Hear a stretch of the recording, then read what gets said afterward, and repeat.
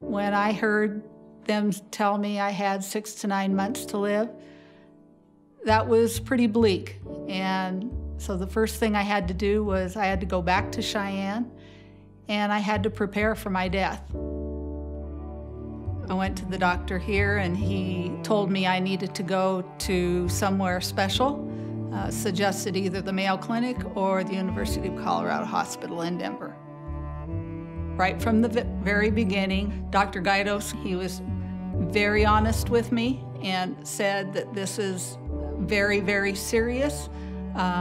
Most people don't live with having gallbladder cancer. So Marjorie's cancer, strictly speaking, was stage 4 disease.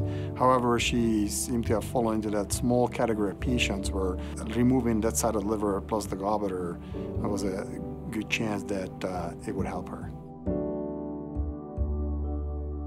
She did very well after surgery and left the hospital in about 8 days or so. Her residual liver took over without any problems, so we were hopeful that she really benefited from this operation.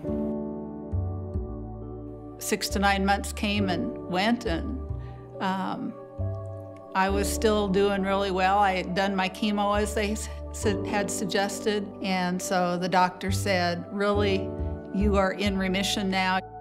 We did a lot of traveling. One of the things I'd always wanted to do was take my grandchildren to Disney World. My husband and I went on a cruise. Then I started having more grandchildren, and just being around to enjoy them was a real thrill. From the beginning, we told Marjorie that this is a very difficult disease to treat, and with all likelihood, this is gonna be coming back no matter what we do. When I found out that the cancer was back, I was pretty devastated. He said that somehow the cancer had gotten into the pancreas. The original plan, based on our imaging studies and endoscopic ultrasound, was just to remove the head of the pancreas, which is still, one of the biggest surgeries we do. It's called the Whipple operation.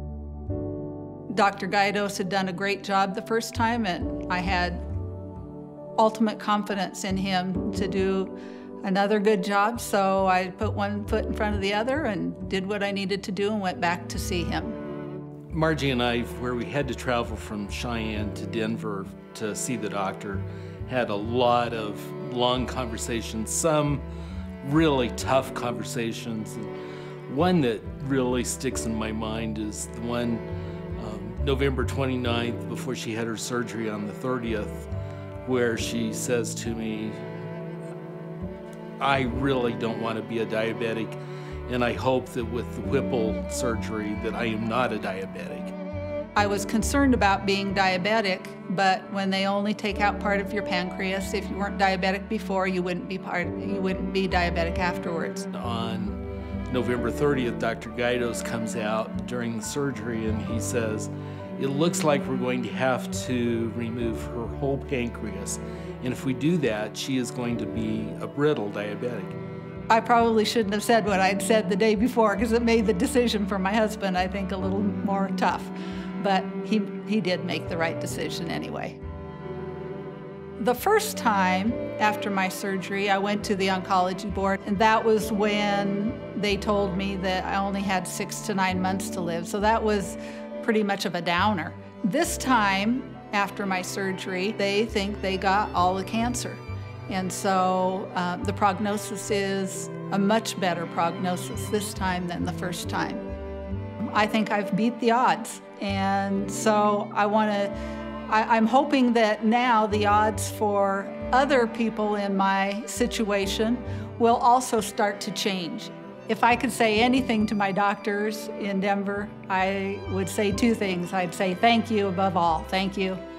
And I'd say, I told you so. I told you I'd make it.